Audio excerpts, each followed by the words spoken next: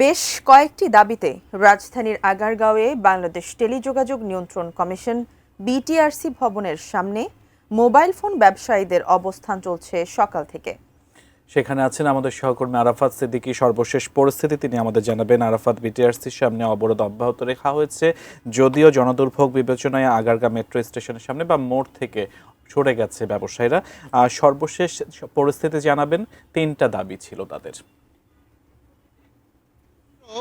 Mobile ব্যবসায়ীরা তাদের Agargaon metro স্টেশনের নিচে অর্থাৎ আগারগাঁও মোড়ে যেই অবস্থানটি ছিল তাদের, আগারগাঁও যে চৌরাস্তাটি রয়েছে সেখান থেকে তাদের অবরোধ তুলে নিয়েছেন এবং তারা এই মুহূর্তে গিয়ে বিটিআরসি ভবনের সামনে অর্থাৎ আগারগাঁও থেকে যেটি শ্যামলীর দিকে গিয়েছে সেই রাস্তাটি তারা অবরোধ করেছেন।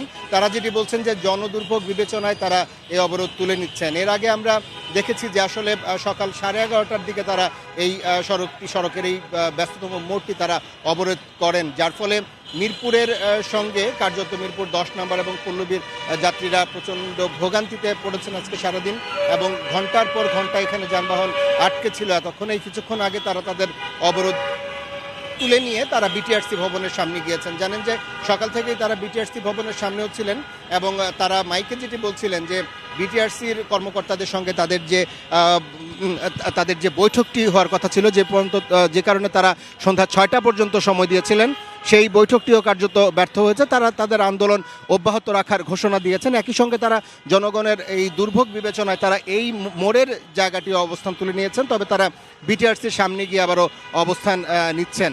এবং জানেন যে এই যে আন্দোলন চলছে, বিশেষ করে আগামী 16ই ডিসেম্বর থেকে যে সরকার যে ন্যাশনাল ইকুইপমেন্ট আইডেন্টিটি রেজিস্টার বা NEIR ব্যবস্থা চালু করতে যাচ্ছে, সরকারের তরফ থেকে বলা হচ্ছে যে এই NEIR ব্যবস্থা চালু হলে বাংলাদেশের যে মোবাইল ফোন বা যে কোনো ডিভাইস ব্যবহার করে যে অপরাধগুলো, সেটি চুরি ছিনতাই থেকে শুরু করে মোবাইল ফোন চুরি ছিনতাই থেকে শুরু করে একেবারে যে কোনো ধরনের অপরাধ বা প্রতারণা সব কিছুই প্রতিরোধ করা সহজ হবে এবং সক্ষম হবে। একই সঙ্গে যে অবৈধ ফোনগুলো বাংলাদেশে আসছে, সেই অবৈধ ফোনের যে সরকার যে বিপুল অঙ্কের কর থেকে বঞ্চিত হচ্ছে সেটিও বন্ধ হবে। এদিকে মোবাইল ব্যবসায়ীরা বলছেন যে তারা আসলে বিশেষ করে যারা বাংলাদেশের গ্রে মার্কেটের ব্যবসা করেন, জানেন যে জনসংখ্যার কারণে এই দেশের এই গ্রে মার্কেট এই দক্ষিণ এশিয়ার অন্যতম বড় একটি গ্রে মার্কেট এবং এই গ্রে মার্কেট তাদের দাবি যে এটি আসলে গড়ে উঠেছে দীর্ঘদিন ধরে এবং এর সঙ্গে লাখো মানুষ